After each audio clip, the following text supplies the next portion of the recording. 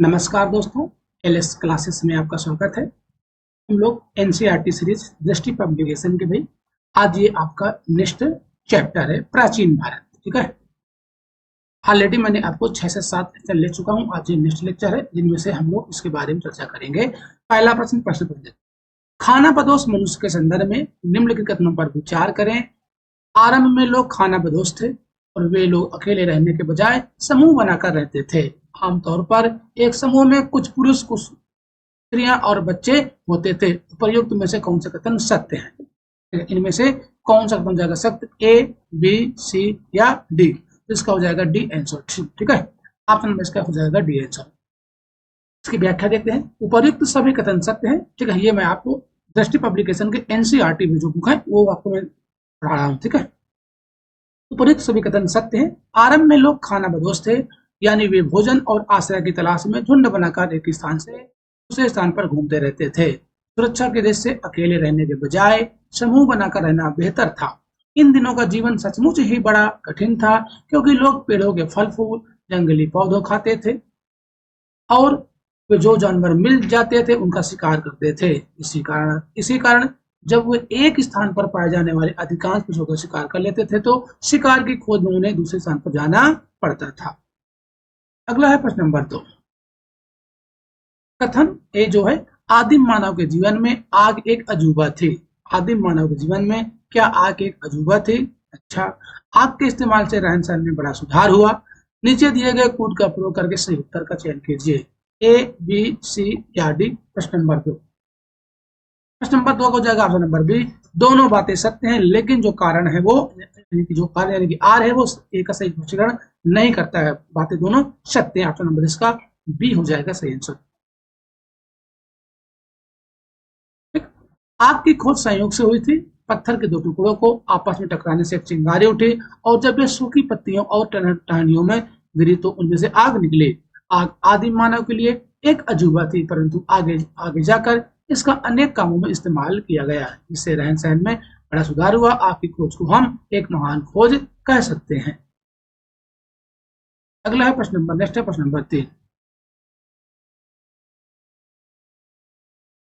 Number 3 देखो, आदिम मानव के द्वारा इस्तेमाल किए गए औजार एवं हथियार एवं इस प्रकार की कुछ अन्य चीजें उपमहाद्वीप के विविध भागों की नदियों में मिली हैं। ऐसे प्राप्त साक्ष्यों के संदर्भ में निम्नलिखित कथनों पर विचार कीजिए। कश्मीर घाटी में जानवरों की हड्डियों से भी औजार और हथियार बनाए गए थे। ठीक है, जो कश्मीर घाटी थी क्या जानवरों की हड्डियां से भी औजार और हथियार बनाए गए थे। अगला पॉइंट है, पत्थर के बड़े टुकड़ों से हथौड़े, कुल्हाड़ियां और वसूले बनाए जाते थे। उपर्युक्त में से कौन से कथन सत्य हैं? इनमें से दोनों बातें क्या है? सत्य हैं। इसका ऑप्शन नंबर सी हो जाएगा सही आंसर। इसका ऑप्शन नंबर सी हो जाएगा। देखो, सी हो जाएगा सही आंसर। ठीक है, सी आंसर। हाँ देखो, उपर्युक्त दोनों कथन क्या है? सत्य है। पत्थर के बड़े टुकड़ों से जो आदमी की मुट्ठी में आ सकते थे, हथौड़े, कुल्हाड़ियां और वसूले बनाए जाते थे। प्रारंभ में बिना मूठ की कुल्हाड़ियां से ही पेड़ आदि की टहनियां काटी जाती थी। बाद में उसे डंडे से बांध दिया गया तो उसकी शक्ति बढ़ गई और उसका बेहतर उपयोग होने लगा। औजारों के उपयोग से आदमी को बड़ा लाभ हुआ। इनसे वह पेड़ों की टहनियां काटने, जानवर मारने, जमीन खोदने और लकड़ी तथा पत्थर को सख्त देने में समर्थ हुआ। अगला है प्रश्न नंबर 4। प्रश्न नंबर 4 देखो, पाषाण युग एवं ताम्र युग के संदर्भ में निम्नलिखित कथनों पर विचार कीजिए। पाषाण युग में मनुष्य केवल पत्थर के औजारों का इस्तेमाल करता था। क्या जो पाषाण युग में मनुष्य केवल पत्थर के औजार का ही इस्तेमाल करता था? ताम्र युग में मनुष्य ने पत्थरों के औजारों के साथ साथ धातु के औजारों का इस्तेमाल शुरू कर दिया। ये दोनों बातें क्या हैं? सत्य हैं। आप सही कथन बताना था, इसलिए आपका ऑप्शन नंबर सी हो जाएगा करेक्ट आंसर। इसकी व्याख्या देखते हैं हम लोग। दोनों कथन सत्य हैं। जिस युग में मनुष्य केवल पत्थर के औजारों का इस्तेमाल करता था उसे पाषाण युग, पूरा पाषाण युग तथा नव पाषाण युग कहते हैं। ठीक है, इनके बारे में लोग आगे चर्चा करेंगे। पाषाण युग है ना, जो मैं एनसीईआरटी सार पढ़ा रहा हूँ उसमें आपको वन लाइनर की तरफ आपको पढ़ाया जाता है एनसीईआरटी सार में। ठीक, जिस युग में मनुष्य ने छोटे छोटे पत्थरों के औजारों के साथ साथ धातु के औजारों का इस्तेमाल शुरू कर दिया था उसे ताम्र युग या कांस्य युग कहते हैं। भारत में कई स्थानों से इस युग की तांबे व कांसे की कुल्हाड़ियां और छुरियां प्राप्त होती हैं। ऐसे कुछ स्थान है ब्रह्मगिरी मैसूर के पास है और नवदा टोली नवदा तट के पास यानी कि एमपी। अगला है प्रश्न नंबर 5, मनुष्य के द्वारा खोजी गई सर्वोत्तम धातु कौन सी है? तांबा, लोहा, सीसा और जस्ता। तो तांबा है, ठीक है। पहला जो औजार है वो कुल्हाड़ी बनाई गई थी और पालतू पशु पहला कुत्ता था और पहले जो धातु है वो तांबा खोजा गया था। ऑप्शन नंबर इसका ए हो जाएगा आंसर। मनुष्य के द्वारा खोजी गई सर्वप्रथम तांबा धातु थी। बाद में तांबे के साथ दूसरी धातु मिलाई गई जैसे रागा, जस्ता तथा सीसा। इन्हें मिलाने से जो भी धातु बनी उन्हें कांसा कहलाई। क्या कहलाई भाई? उनको कांसा कहा गया। अगला है प्रश्न नंबर नेक्स्ट, प्रश्न नंबर 6, मनुष्य द्वारा सर्वप्रथम प्रयुक्त अनाज कौन था? मक्का, चावल, जौ और बाजरा। ठीक, कौन था? जौ। पहला जो अनाज था वो जौ था। नवपाषाण युग अथवा खाद्य उत्पादक की अवस्था ऐसा समय था जब लोगों के जीवन का ढंग पूरी तरह बदल गया। तो जो कृषि करना भी प्रारंभ नवपाषाण काल में हो गया था ना। आग का यूज भी नवपाषाण काल में हो गया था और यहाँ पर पहिए का आविष्कार भी नवपाषाण काल में ही हुआ था। खाद्यान्नों का उत्पादन सर्वप्रथम नवपाषाण काल में प्रारंभ हुआ। पौधे में जौ और गेहूं पैदा किए जाने वाले सबसे पुराने अनाज थे। इसके लिए उनका कुछ निश्चित क्षेत्र में बस जाना आवश्यक था। इससे गांव और किसान समुदायों का विकास होने लगा धीरे धीरे। अगला है प्रश्न नंबर 7,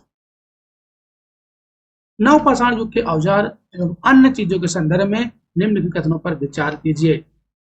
एक वजनदार डंडा जिसका इस्तेमाल जमीन खोदने के लिए होता था।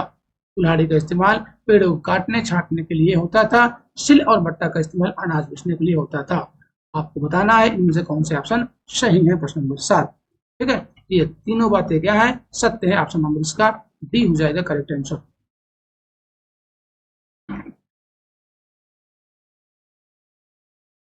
चलो, ये दिया है, आप वो व्याख्या भी इसका आप देख सकते हैं। एक वजनदार डंडा जिसका इस्तेमाल जमीन खोदने के लिए होता था। इस औजार में डंडे के ऊपरी हिस्से में एक गोलाकार तथा पत्थर डाल दिया जाता था और इसका दूसरा सिरा नुकीला होता था। नुकीले सिरे से जमीन में छेद बनाया जाता था जिसमें बीज बोया जाता था। फसल काटने के लिए हंसिया का इस्तेमाल होता था। लकड़ी के एक घुमावदार डंडे में पत्थर के छोटे छोटे धारदार यानी चिप्पड़ फंसाकर यह औजार बनाया जाता था। अगला है प्रश्न नंबर 8, कथन ए, ताम्रपाषाण युग के लोग आभूषण और सजावट के शौकीन थे। क्या ताम्रपाषाण युग के लोग आभूषण और सजावट के शौकीन थे? इसका कारण क्या है? स्त्रियां सीपियां और हड्डियां के आभूषण पहनते थे और बालों में सुंदर कंघियां लगाए रखती थी। अब बताओ प्रश्न नंबर 8 में, ठीक है। ठीक है, ए बी सी डी, देखो ये दोनों बातें क्या है? सत्य हैं और जो कारण है वो कथन का सही स्पष्टीकरण भी कर रहा है। ऑप्शन नंबर इसका ए हो जाएगा सही आंसर, ठीक है। ये हो जाएगा इसका सही आंसर। अगला है प्रश्न नंबर नेक्स्ट, देखते हैं हम लोग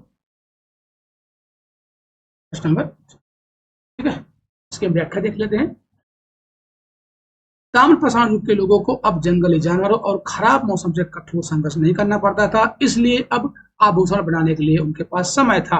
अब वह कपड़े पशुओं की खाल, पेड़ों की छाल और पत्तों के नहीं होते थे। उन्होंने कपास के पौधों के रुई से सूत काटने और कपड़ा बुनने की विधि खोज ली थी। अवकाश का समय खेल और मनोरंजन में व्यतीत होता था। अगला है प्रश्न नंबर नेक्स्ट, नंबर है 9, ताम्रपाषाण युग के समाज के संदर्भ में निम्न कथनों पर विचार कीजिए। ठीक है, पहला ऑप्शन इसका, लोग खाना बदोशी का जीवन छोड़कर गांव में रहने लगे। गांव का सबसे वृद्ध आदमी ही प्रायः गांव का मुखिया होता था। उपर्युक्त कथनों में से कौन से कथन सत्य है? आपको सत्य कथन बताना है। ए, बी, सी या डी। प्रश्न नंबर 9, ठीक, दोनों बातें क्या है? सत्य है भाई। ऑप्शन नंबर इसका सी हो जाएगा करेक्ट आंसर।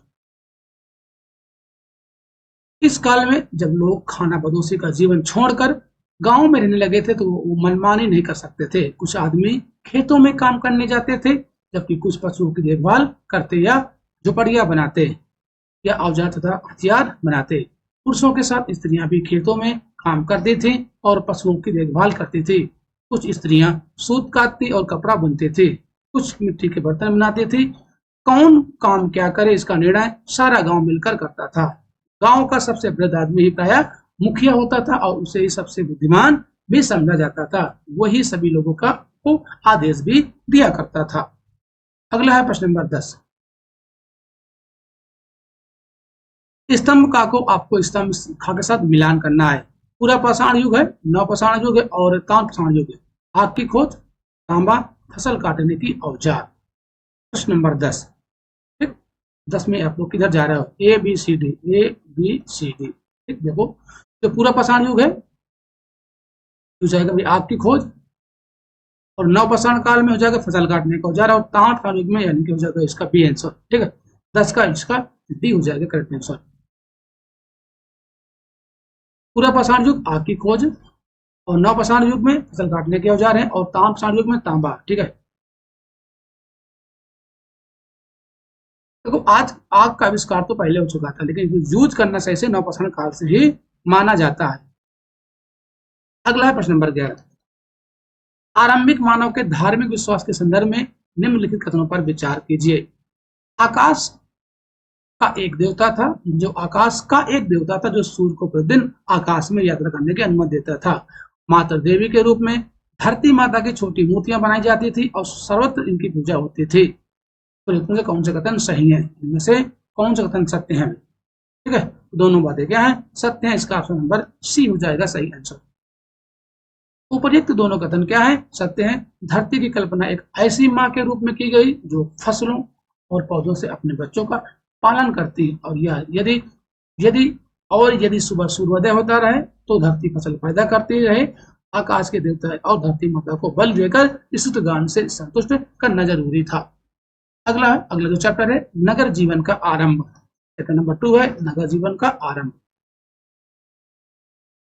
सिंधु सभ्यता के सबसे पुराने जिस नगर की खोज हुई और जो रावी नदी तट पर स्थित है, हड़प्पा, मोहनजोदड़ो, चंदोदड़ो और लोथल। ठीक है, एक हो जाएगा हड़प्पा। हड़प्पा की खोज पहले हुई थी 1921 में दयाराम साहनी ने की थी, जो कि हड़प यानी कि रावी नदी किनारे है। तो मोहनजोदड़ो है सिंधु नदी किनारे, इसकी खोज 1922 में राखलदास बनर्जी। ठीक है, लोथल क्या था, लोथल लोथल ठीक, एक गोदीवाड़ा था, क्या था, ये गोदी यानी बंदरगाह था।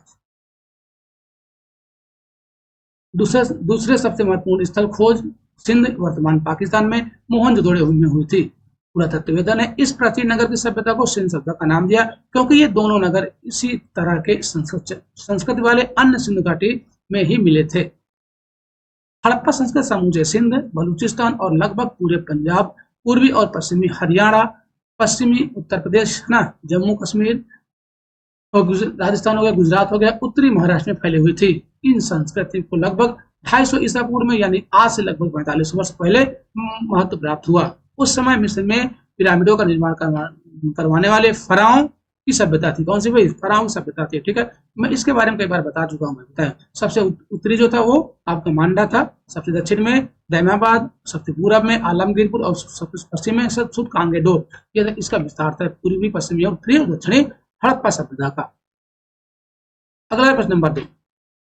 हड़प्पा निम्नलिखित में से किस सभ्यता से संबंध है? हड़प्पा जो है वो किससे संबंधित है भाई, सिंधु घाटी सभ्यता से। ऑप्शन नंबर इसका बी हो जाएगा सही आंसर। अगला है प्रश्न नंबर नेक्स्ट।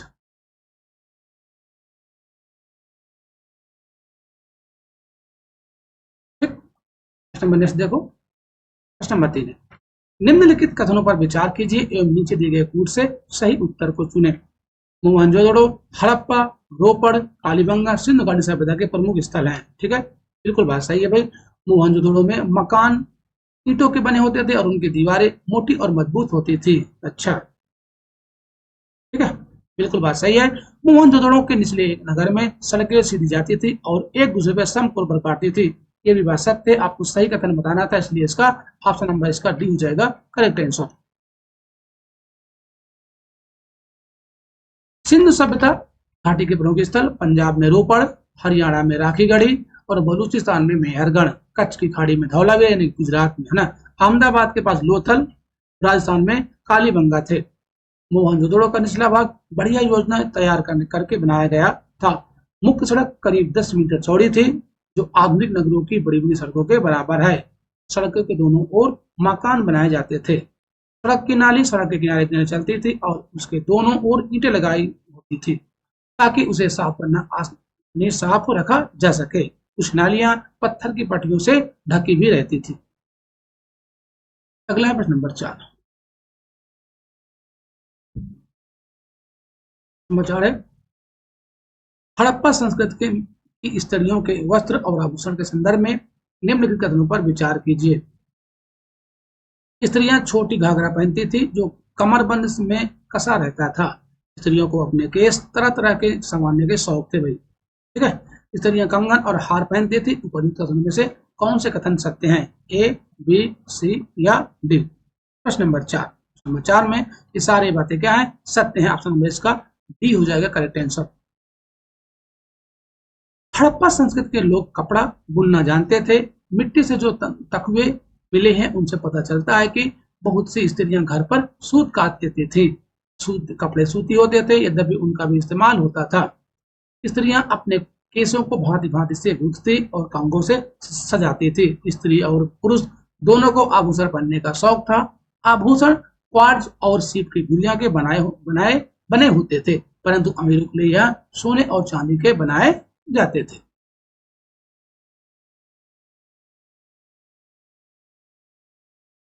नेक्स्ट प्रश्न नंबर 5। मोहनजोदड़ो से प्राप्त मुहरों के संदर्भ में निम्नलिखित कथनों पर विचार कीजिए।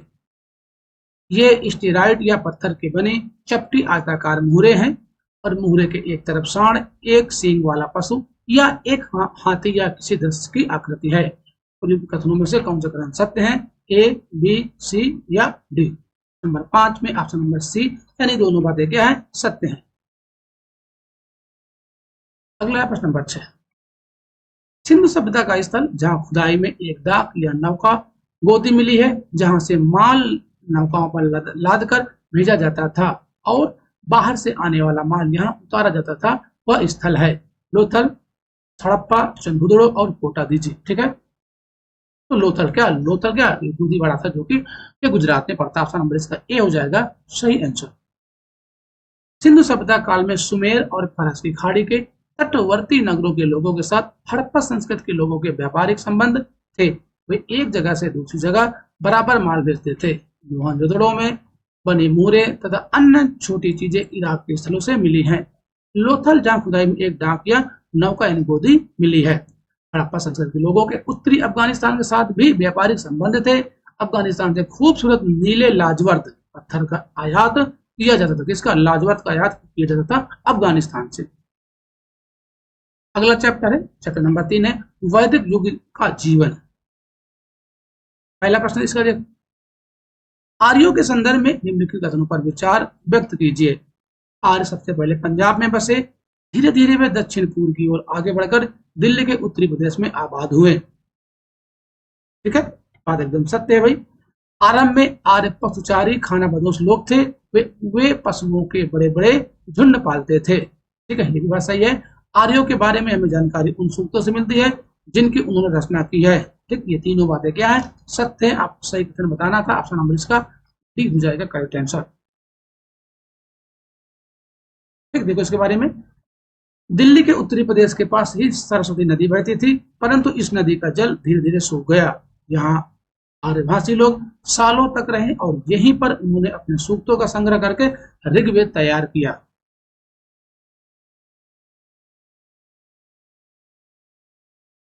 अगला है पॉइंट, आरंभ में पशुपालन ही उनकी जीविका का साधन था। वे एक जगह से दूसरी जगह जाते रहते थे। धीरे धीरे वे स्थायी रूप से गांव में बसने लगे और पूरी तरह किसान बन गए। आर्यों के बारे में हमें जानकारी उन सूक्तों से मिलती है जिनकी उन्होंने रचना की थी और जिन्हें कंठस्थ रखकर अनेक पीढ़ियों तक सुरक्षित रखने के बाद अंत में लिपिबद्ध किया। अगला है, आर्यों ने सूक्तों की रचना की थी। आर्यों ने सूक्त की रचना देवताओं की स्तुति के लिए या पुरोहितों की या राजा की या समित सभा स्तुति में। प्रश्न नंबर 2। ठीक है, तो देवताओं की स्तुति में भी। ऑप्शन नंबर इसका ए हो जाएगा सही आंसर।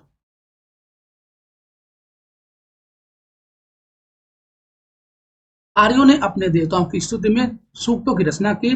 उन्होंने अपने धार्मिक अनुष्ठानों, कार्यों और पूजा पाठ के बारे में नियम बनाए। इनकी जो जानकारी 4 वेदों में मिलती है। ऋग्वेद सबसे जो पुराना है, यजुर्वेद, सामवेद और अथर्ववेद। अथर्ववेद में क्या है, दोनों टप्पर है।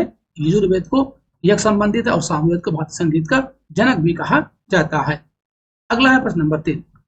सभा और समिति के संदर्भ में निम्नलिखित कथनों पर विचार कीजिए। समिति में कोई भी व्यक्ति अपनी स्पष्ट राय नहीं दे सकता था। सभा चुने गए लोगों की एक छोटी संस्था थी। इनमें से आपको सत्य कथन बताना है। प्रश्न नंबर 3, ठीक है। इसका केवल 2 सही है भाई। क्या है, केवल 2 सही है, एक इसका गलत है। राजा कबीले की इच्छा के अनुसार शासन करता था और इसमें कई व्यक्ति उसकी मदद करते थे।